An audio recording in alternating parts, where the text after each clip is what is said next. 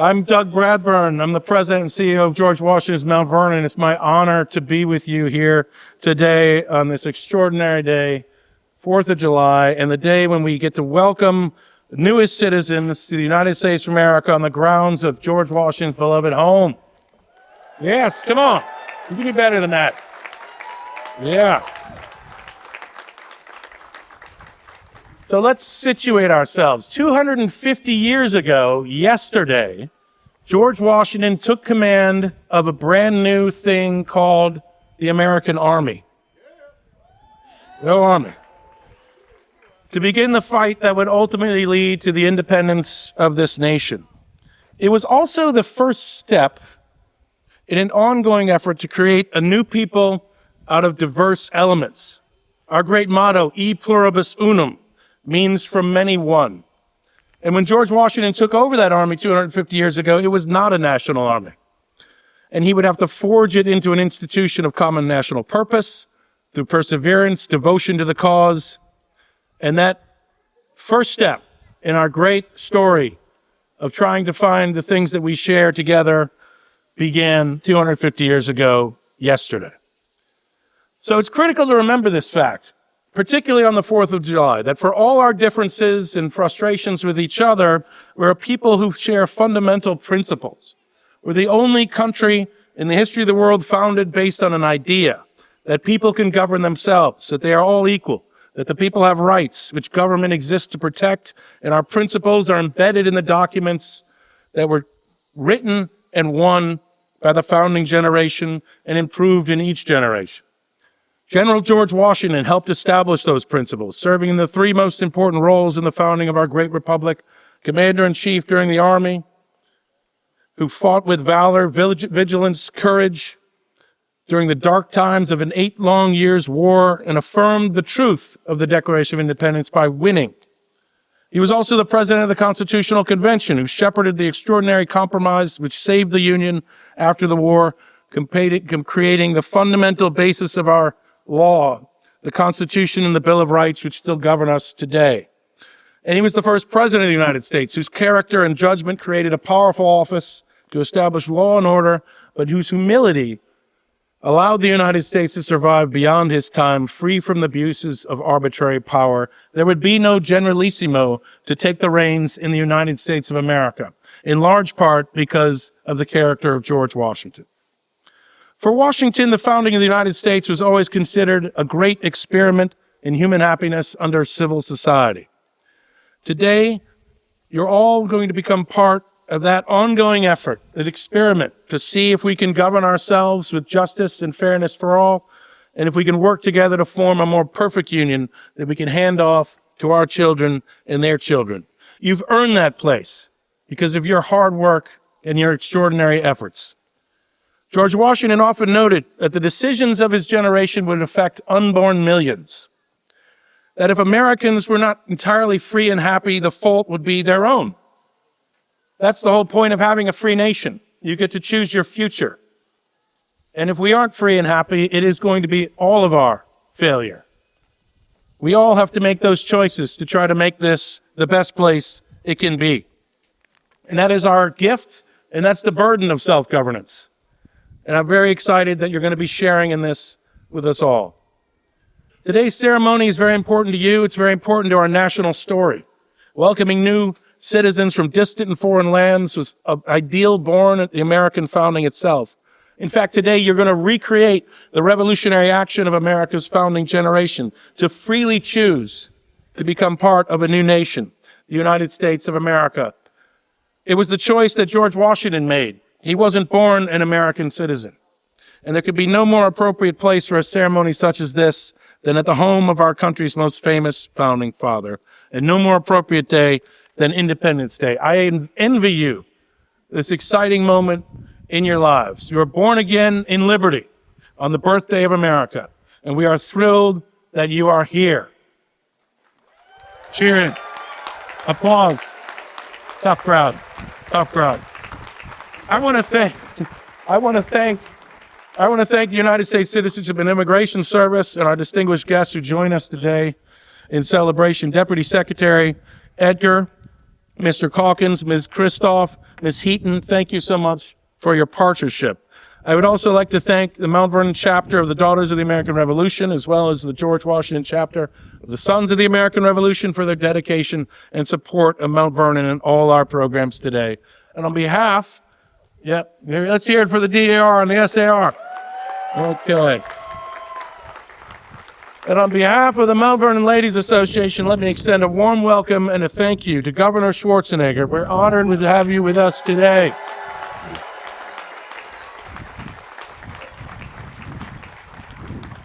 Now it is my pleasure to introduce Madeline Kristoff. Ms. Kristoff serves as the Washington District Deputy Director for United States Citizen and Immigration Services and has served in various roles within USCIS for 13 years. Let's thank her for her incredible service for our nation and welcome her to the lectern. Mrs. Kristoff. Thank you. Good morning, and thank you, Dr. Bradburn, for welcoming us all here today. I am thrilled to welcome you, your family, friends, and guests to today's special naturalization ceremony here at George and Martha Washington's Mount Vernon. I also want to thank the wonderful team here at Mount Vernon for hosting us on this really special day. I'm honored to also introduce to you the distinguished guests who have joined me here today to celebrate your citizenship. You've already met Dr. Douglas Bradburn, President and CEO of George Washington's Mount Vernon. We also have Arnold Schwarzenegger, the 38th Governor of California.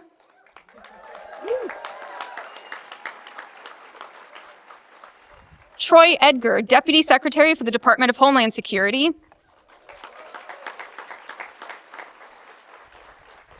Aaron Calkins, the Chief of Staff for U.S. Citizenship and Immigration Services.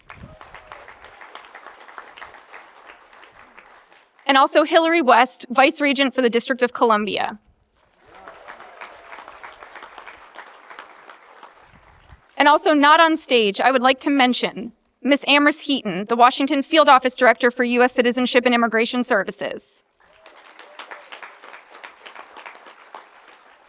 And Jessica Lynn, the vocalist who covers D.C., Maryland, and Virginia.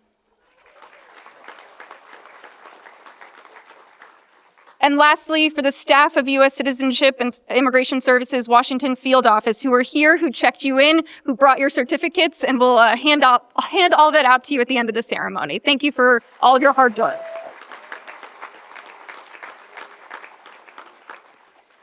To officially begin our ceremony, everyone please rise and place your right hand over your heart for the national anthem as Jessica Lynn comes to the stage to perform.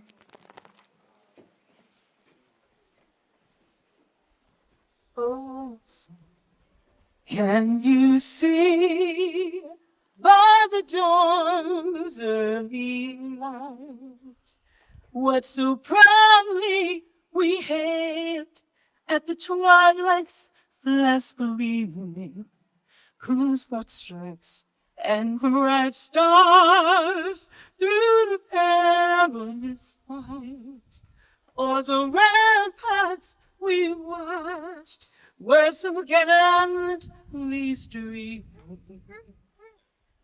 and the rockets ran the bombs bursting in air, gave proof through the night that our flag was still there.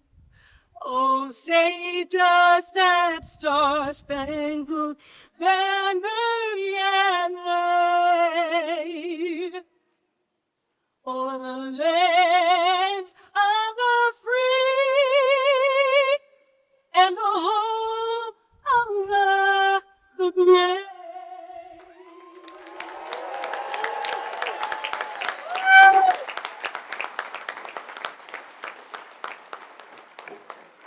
Please be seated. Thank you, Ms. Lynch, for that lovely rendition of the national anthem. Next, I'd like to welcome USCIS Chief of Staff Aaron Calkins to the stage. Mr. Calkins was appointed as the USCIS Chief of Staff on January 20, 2025. He previously served as Deputy Assistant Secretary, Office of Legislative Affairs for the Department of Homeland Security, and Chief of Staff for the Office of Legislative and Intergovernmental Affairs at USCIS. He also previously served as Chief of Staff for Congressman Eric Burleson, as well as Legislative Director and Counsel for Congressman Andy Biggs and Raul Labrador. Thank you, Chief of Staff Calkins.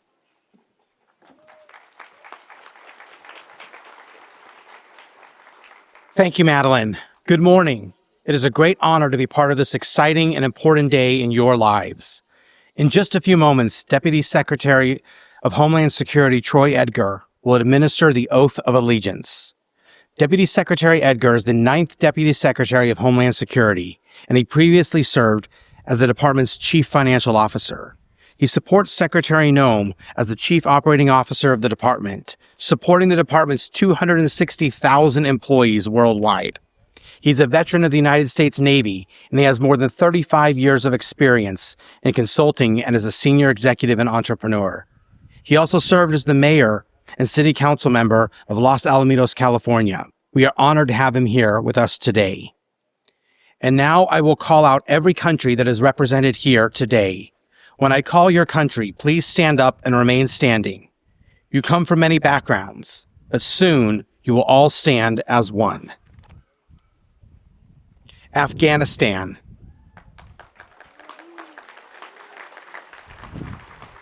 Algeria, Argentina, Australia, Azerbaijan, Bangladesh, Barbados, Benin, Bolivia, Bosnia-Herzegovina, Brazil, Bulgaria, Burkina Faso, Burma, Cambodia, Cameroon, Canada, Chile, China, Colombia, Congo-Kinshasa, Costa Rica, Cote d'Ivoire, Cuba, Dominican Republic, Ecuador, El Salvador, Eritrea, Estonia, Ethiopia, Fiji, Finland, the Gambia, Germany, Ghana, Greece, Guatemala, Guinea, Guyana, Haiti, Honduras, Hungary, India, Indonesia, Iran, Iraq, Ireland, Italy, Jamaica, Japan, Jordan, Kyrgyzstan, Latvia, Lebanon, Liberia, Mauritius, Mexico, Moldova, Mongolia, Morocco, Nepal, the Netherlands, Nicaragua, Nigeria, North Macedonia, Norway, Pakistan, Peru, the Philippines, Poland, Portugal, Russia, St. Kitts and Nevis, Saudi Arabia, Sierra Leone, South Africa, South Korea, Spain, Sri Lanka, Sudan, Syria, Taiwan, Tajikistan, Tanzania, Thailand, Tunisia, Turkey, Ukraine, United Kingdom, Uruguay, Uzbekistan, Venezuela, Vietnam, Yemen, and Zimbabwe.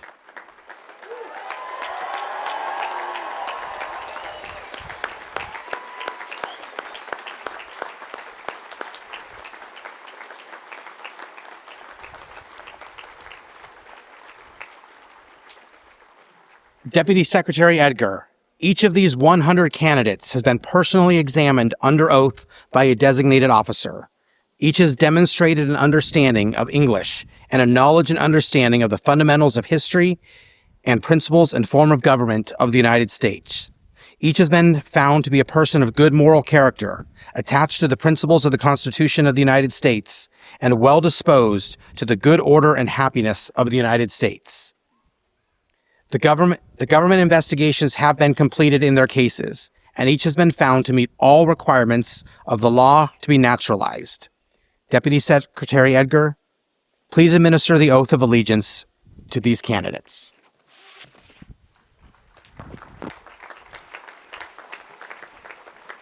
What an exciting day. We're so blessed to be here with you guys. As the Deputy Secretary of Homeland Security, it's my privilege to be able to administer the oath to the 100 candidates presented today. And I would just ask if you would please raise your right hand. And please repeat after me. I hereby declare an oath that I absolutely and entirely renounce and abjure all allegiance and fidelity to any foreign prince, cognate, or state or sovereignty, of which I would hereto been a subject or a citizen. I will support and defend the Constitution of the laws of the United States of America against all enemies, foreign and domestic. That I will bear true faith and allegiance to the same. That I will bear arms on behalf of the United States when required by law.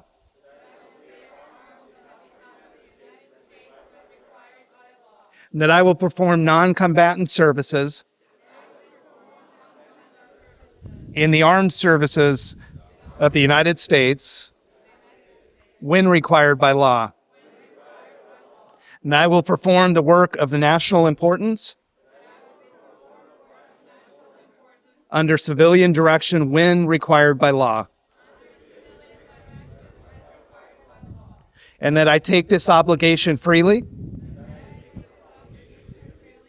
without any mental reservation or purpose of evasion.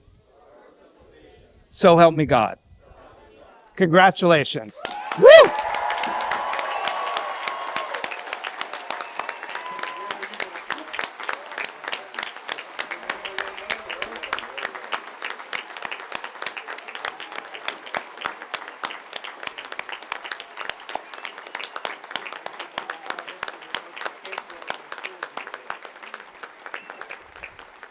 All right. May I go ahead and be seated, please? On behalf of President Trump, Secretary of Homeland Security Kristi Noem, and the men and women of the Department of Homeland Security, it's my honor to be the first to address you as my fellow citizens. Woo!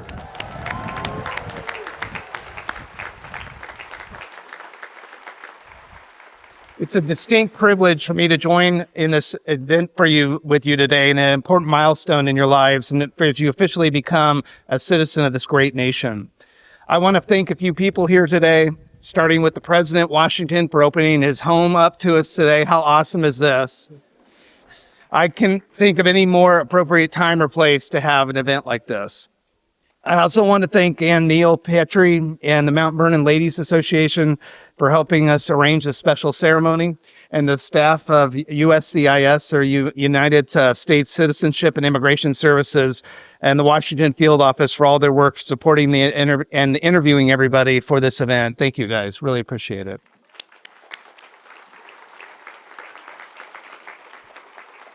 What a perfect day to become an American citizen as we start your journey on the 249th anniversary of our country and the Declaration of Independence.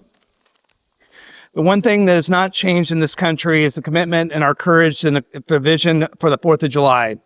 This year, we're marking the occasion by welcoming the new citizens at over 300 ceremonies across the United States. And like this, these new U.S. citizens have chosen to make the United States of America their home. You have all chosen this to have a common home, but a common future with your fellow citizens. I also want to recognize a couple key people here today that have already started to serve in our nation's armed services. I'd like to recognize these few courageous new Americans, and if you wouldn't mind when I mention your name, if you'd please rise. Specialist Francisco Ismael Sandoval Azcorbing. God bless you. And stay standing, Lance Corporal Luis Andres Vesquez Lasso.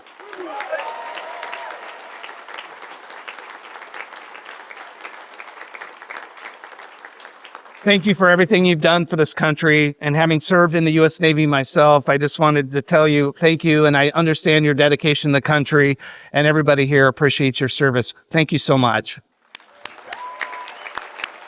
Go ahead and have a seat. Thank you.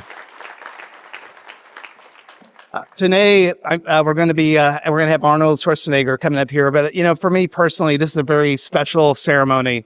My wife she sat in the same seat you guys did 40 years ago. She's from Iran. My wife, Betty Sarkis, is she here? Betty? Yeah. So that's my wife.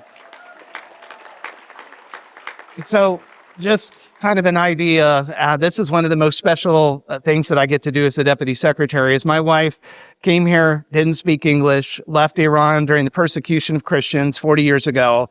Came here, got 2 degrees, a school teacher, and serves in Little Saigon in Orange County, California as a teacher for almost 30 years. This is her American dream. And for all of you, this is the beginning of your American dream. I'm just so excited for you. Thank you, Betty.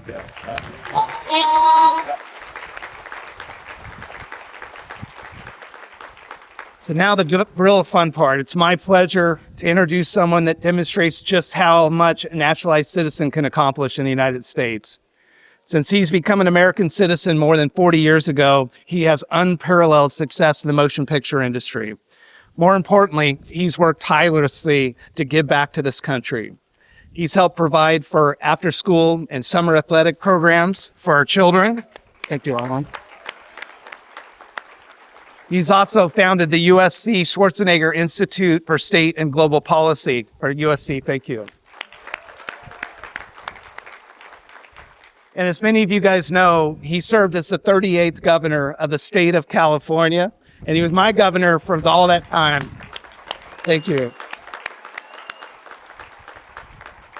Please join me in welcoming Arnold Schwarzenegger.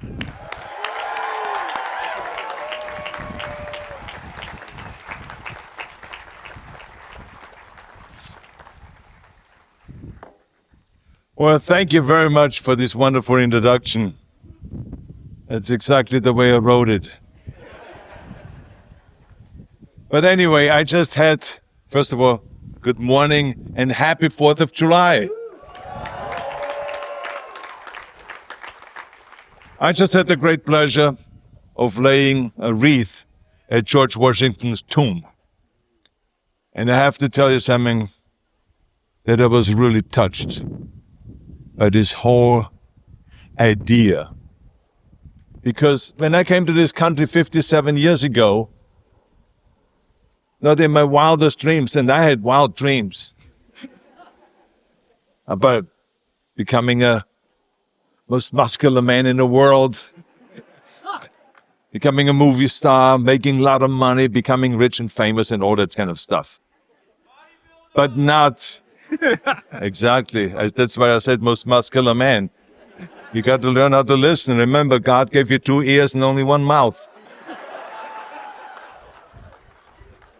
But in any case, what I'm saying is, I was saying to myself, 57 years ago when I came to this country, not in my wildest dreams did I think about that one day this immigrant will be asked to lay a wreath at George Washington's tomb. And to be asked to give the keynote speech at this spectacular event here today.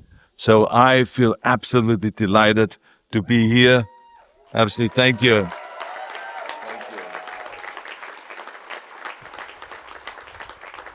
And of course, after being here at Mount Vernon, I've decided that in my next movie I'm going to play George Washington.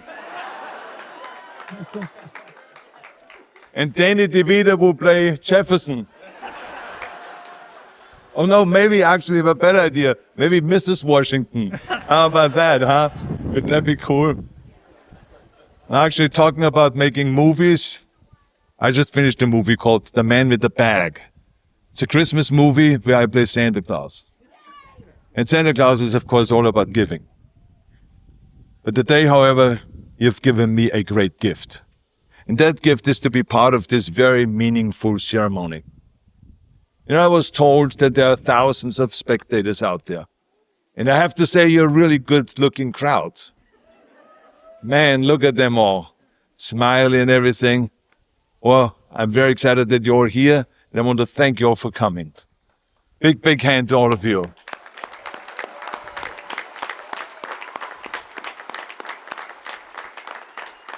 But actually, I came to talk to these 100 people that are sitting right here in front. To these 100 people that have just become American citizens. To these new Americans, I say thank you for sharing this wonderful day with me.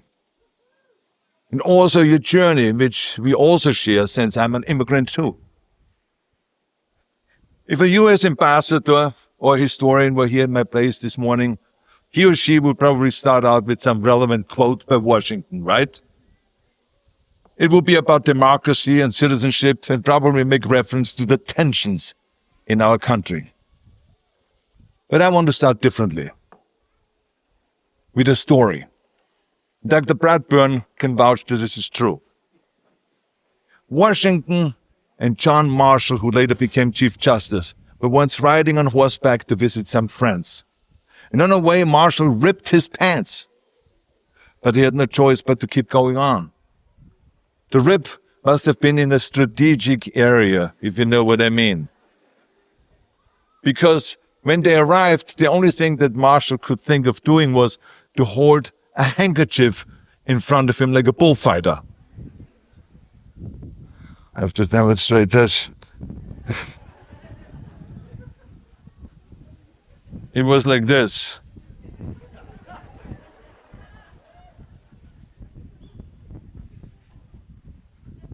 Well, on seeing this, Washington laughed so hard that it is said that it took a time for him to recover. Now today, we call up on that joyous, happy Washington. Because this is a very joyous, happy day. We're here to celebrate you. You that were just sworn in. We're here to recognize what you have overcome, what you have achieved, to recognize the responsibilities that are still in front of you. I remember how happy I was when I became an American citizen. I tell you, it felt so great. It was September 17th, 1983. I was all dressed up, just like today, with a blue blazer, white shirt, and red tie, and I raised my right hand, stood straight, and I proudly said the oath. And after that, I celebrated.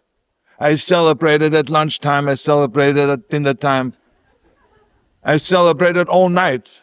And I had the American flag draped around my shoulders. I couldn't believe it. I kept saying to myself, Arnold, you have a new home. And I did. And so do you. And so do you. I have no doubt that similar lunches and dinners and parties will take place here today, because there's so much to celebrate. You have endured the stress of filling out the forms and the paperwork. You've waited and you've worried. You've wondered, what is taking so long? Right? Did the paperwork get lost? Did it get lost in the mail? Did it go through? What is happening here? I know those feelings. I know the relief that you must feel today. Some of you have escaped from very harsh circumstances in your previous life.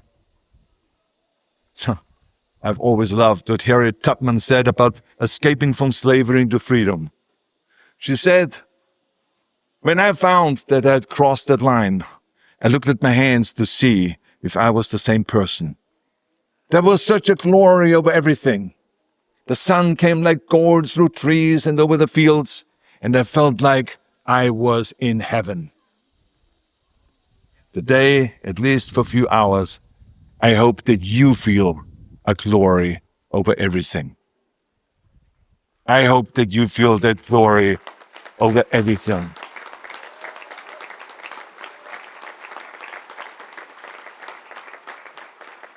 Now, I know that each of you has your own reason for wanting to be an American citizen. Some of you came to America to escape fear of persecution and political oppression. That gnawing fear that tells you not to look at the soldier in the eye. Others of you came to America because of economic desperation in your home country. That gnawing in your stomach that comes from unrelenting poverty or famine. Or maybe what drew you here was the longing to be reunited with your family. That gnawing in your heart for the people that you love, that you miss, and that you want to care for and protect. But whatever motivated you to make your way here to say, I want to be a citizen of the United States, let me explain what it tells me about you. Because of all the roles that I have played in my movies, I know something about action heroes. Right? You don't need a cartridge belt across your chest or bazooka against your shoulder to be an action hero. And you don't need the stunts and the special effects and the Hollywood magic to be an action hero. No. Immigrants are action heroes.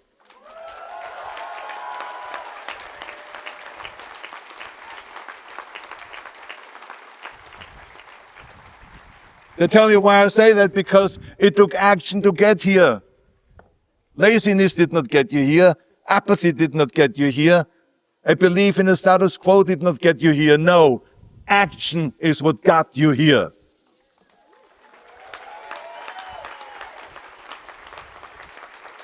You wanted something more, so you went after it. You worked hard, you struggled, and you persevered.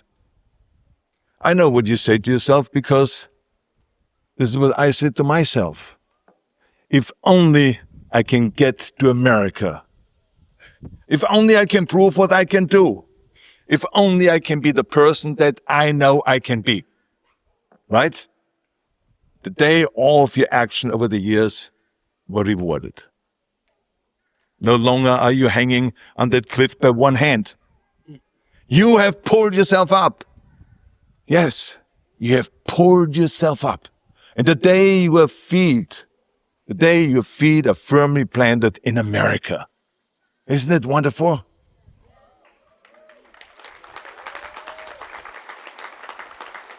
So, what now? What now? In return for all that America is doing for you, in giving you your freedom, peace, and opportunity, I ask you to think about, what will you do for America? What will you do for America? When you took that oath, you were not putting your hand out for what you could get. No, you put your hand up in a promise of what you would do for America.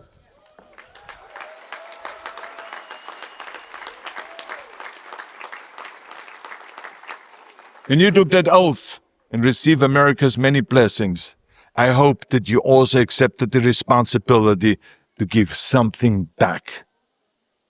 Giving back does not just mean to give money. It means giving of yourself to something beyond yourself. I remember that I first arrived in America a week before Thanksgiving. And a guy in the gym reached out to me and he said, "You're here by yourself. You're a foreigner. I barely can understand you." I can't blame him for that. He said, "Why don't you spend Thanksgiving with us, with my family?" His name was Bill Drake. And I met his father and his mother, and it was the most wonderful turkey dinner with all its trimmings. And as if that was not enough generosity, that same weekend after that fantastic meal, there was a knock on my door of my empty apartment across the street from the gym. I opened it, and a parade of bodybuilders walked in, all pumped up, one after the other, carrying things in their hands. One was carrying bed sheets, the other one pillowcases, the other one utensils. One was even carrying a black and white TV. I was, I tell you, so impressed. It was a parade of generosity, turning my bare immigrant apartment into a home. That is a generosity that I will never forget. I will never forget that. That kindness left a lasting impression on me. And for the last 30 years now, I have been buying and handing out turkeys at the youth center in East Los Angeles. And I tell you something, that handing out those thousands of turkeys year after year is 100 times more rewarding than standing at the red carpet of a movie premiere.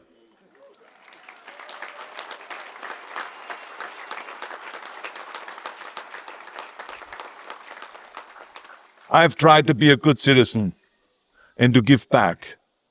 That's why I got involved in Special Olympics, became the national and international strength coach for the Special Olympians worldwide and promote Special Olympics worldwide.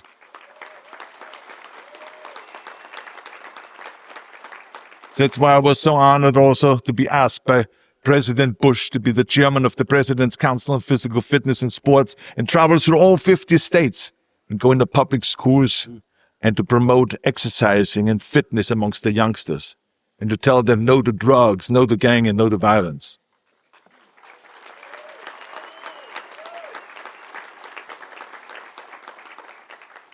I helped our veterans getting homes, helped the homeless. I'm involved in combating climate change and promoting healthy living, advocating civil responsibility.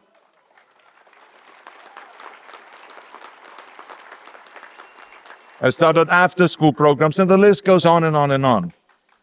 Now, one thing I have to tell you, you don't have to run for governor as I did.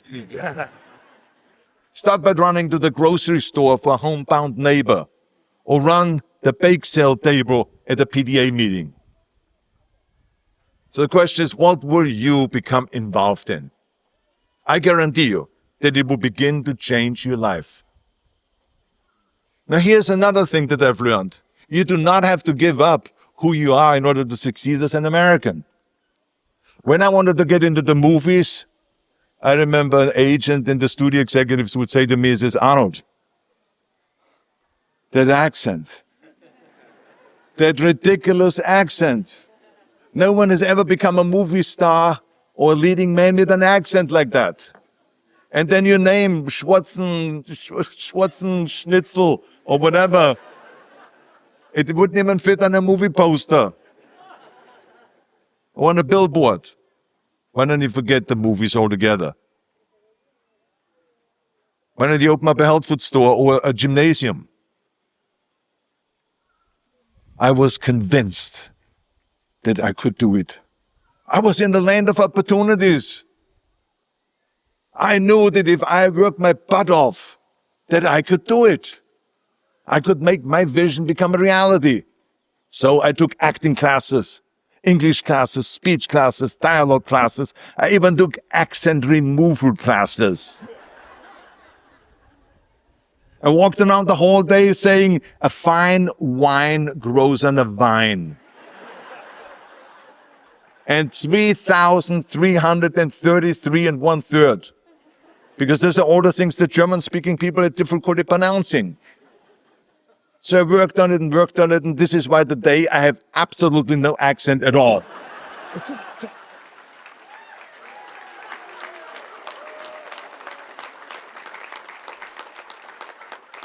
You're laughing, but I mean, it's not funny.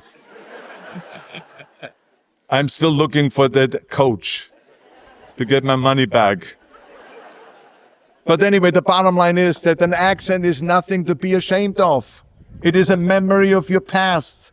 It is telling a story.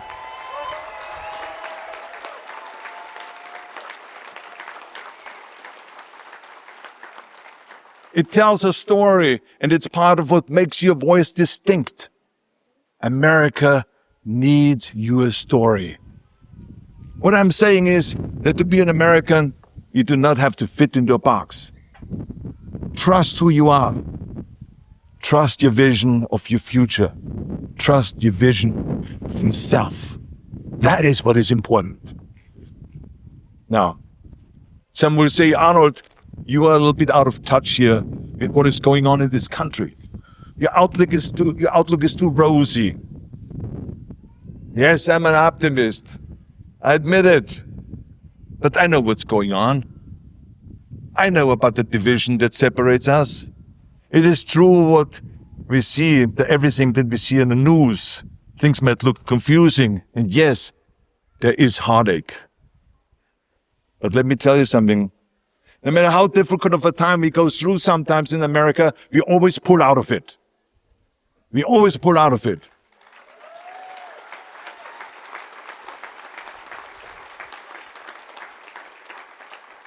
And I tell you why I'm saying that, because when I came to America, I remember the confusion and the heartache when I arrived in this country in 1986. Imagine now, the year that I came, Martin Luther King and Robert Kennedy were assassinated. Think about that. There were riots on the streets outside the Democratic Convention in Chicago.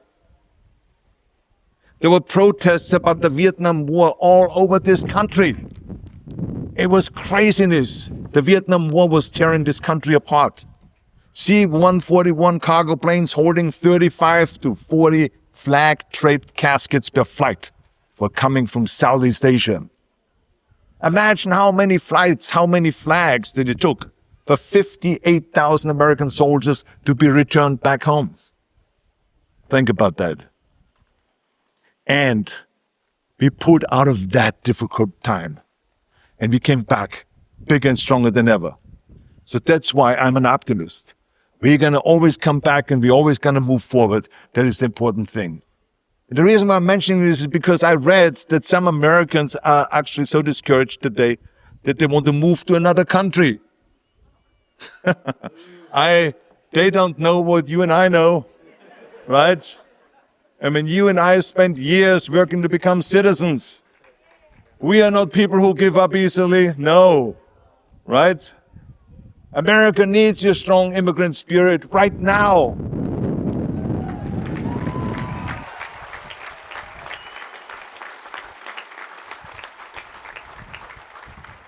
There was recently a number of environmentalists who have told me that they were losing hope about climate change and fossil fuels and the reduction in pollution and all this stuff because of various US policies and reversals.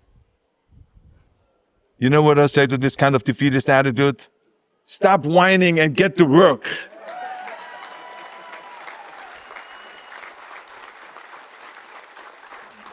The thing that I know about immigrants is that you are not whiners. Because whining doesn't get you the green card or the citizenship. Whining doesn't put food on your table or pay the rent. Whining is weakness. Whining is weakness. There is a reason that you're here. You are the people that America needs right now. America needs you with your accent, with your memories of your homeland, the hope and dreams that you have, and your love and freedom for family. You do not just deserve to be in America. You are needed here. You are needed here.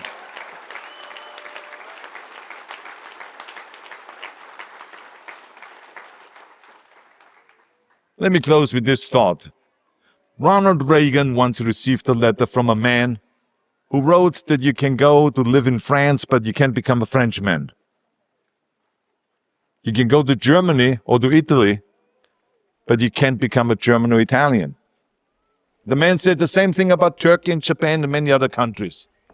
But he said that anyone from any corner in the world can come to live in the United States and become an American.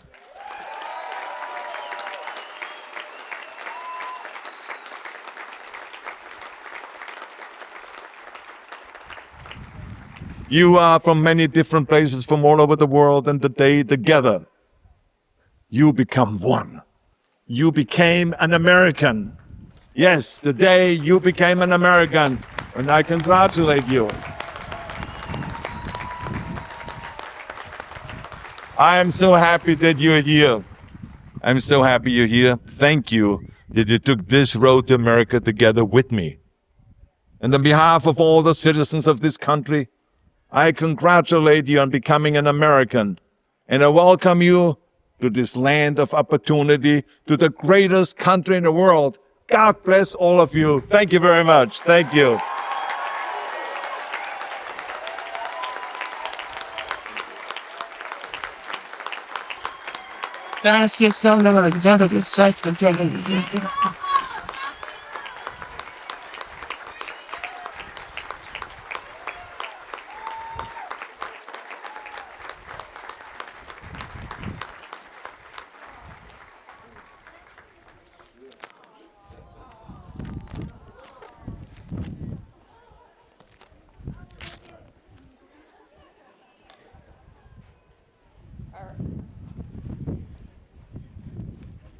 And now I'd like to introduce to the podium Hillary Carter West, who is Vice Regent for the District of Columbia of the Mount Vernon Ladies Association, who will lead us with the Pledge of Allegiance. Professionally, Hillary is the Executive Director of Federal Government Relations at J.P. Morgan Chase. Prior to joining J.P. Morgan Chase, she worked for the U.S. House of Representatives, where she served as Legislative Counsel to the House Financial Services Committee.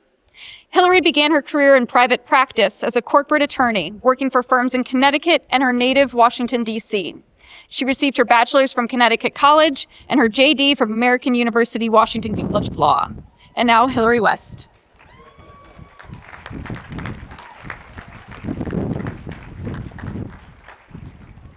Thank you, Ms. Kristoff, and good morning to all of you. Hang in there, we're getting there. So, as she just said, my name is Hillary West, and I have the privilege of serving as the Vice Regent for the District of Columbia for the Mount Vernon Ladies Association. And it is truly an honor to welcome you here today to this very special ceremony. For more than 40 years, this estate was the place that George Washington called home. And it would not exist today without the extraordinary vision of the Mount Vernon Ladies Association, an intrepid group of women who led a national campaign in the 1850s to save Washington's home from ruin. Since the Mount Vernon Ladies Association opened Mount Vernon to the public in 1860, nearly 96 million people have toured this most historic estate, making George Washington's home the most visited site of its kind in this country. We tell the story of George Washington and the founding of the country because we are a country based upon ideals enshrined in our founding documents and choices made that have shaped our common destiny together. And now, all of you join us in that same destiny. On behalf of the Mount Vernon Ladies Association, I am honored to lead you in your first official recitation of the Pledge of Allegiance. And so now at this time, I would like to ask you all to stand.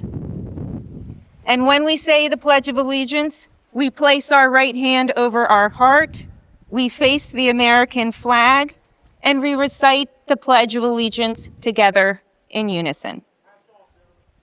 I pledge allegiance to the flag of the United States of America and to the republic for which it stands, one nation, under God, indivisible, with liberty and justice for all.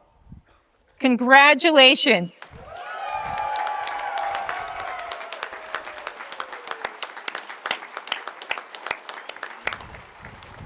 Wonderful. And I would now like to introduce a very special person who would also like to add congratulations to you on this wonderful holiday we are celebrating today. So please join me in welcoming General George Washington.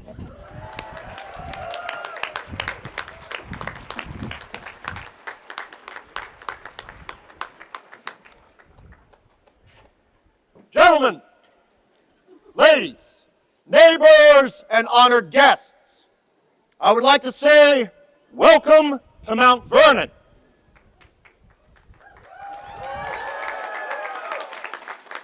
I would particularly like to welcome all of you who've just taken the oath to become citizens of the United States. We are all citizens, by birth or by choice, of a common country. Today, the name of American belongs to you every bit as much as it does to me. You have all faced challenges just to get here. Some of you have witnessed violent conflict and hardship. Some of you have faced oppression and persecution. You have all taken the difficult journey to these shores. And with you, you have brought your skills and your talents, your strength and determination. I hope that you have also brought your dreams, because this is a land where they can happen.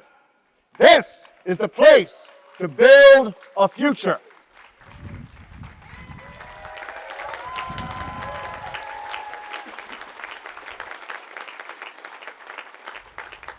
And it doesn't matter who you are. It doesn't matter where you came from. The bosom of America is open to receive not only the opulent and respected stranger, but the oppressed and persecuted of all nations and religions. So, my fellow Americans, to you I say simply, welcome home.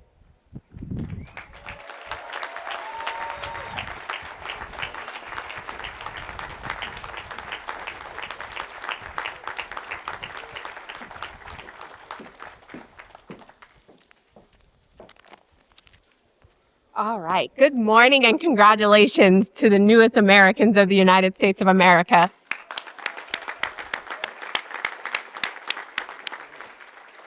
My name is Amherst Heaton, and I am the Field Office Director for the Washington Field Office, and I am delighted to be here with you today. On behalf of my team, I would like to thank all of our speakers here, Mr. Troy Edgar, Deputy Secretary, Department of Homeland Security, Arnold Schwarzenegger, former Governor of California, Dr. Douglas Bradford, President and CEO of George Washington's Mount Vernon, Hillary West, Vice Regent for the District of Columbia, and Madeline Kristoff, who's the Deputy District Director for District 21. And also thank you to the Mount Vernon staff for collaborating with us to host this special celebration. And to my wonderful team of officers, assistants, and our support staff right over there, both here with me and at home, thank you so much. I appreciate you all dearly. All right. So thank you for you all for joining us today to celebrate your citizenship. It is indeed a privilege for us to be here with you today. And as we celebrate America's birthday and our founding fathers' indelible impact on our great nation, our hosts from Mount Vernon encourage you to take time to enjoy a tour of the mansion and to explore the rest of this great site.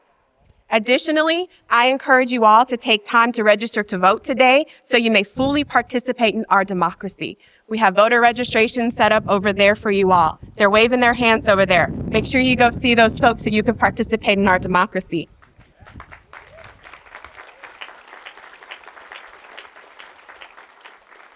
And so I will now invite Jessica Lynn back to close our ceremony with the singing of God Bless America. And after God Bless America, you will retrieve your certificate of naturalization. And so you will need to trade your N445. That's that invitation that you received where you answered all of those questions. You'll need to take that to my team over there who will meet you. On that N445, you will see a number at the top that'll correspond with the table that you need to go pick up your certificate from. So make sure you get in the right line, okay? And so enjoy the rest of your day. And before I go and hand it over to Jessica, let's have one more final round of applause for all of our newest citizens. And congratulations.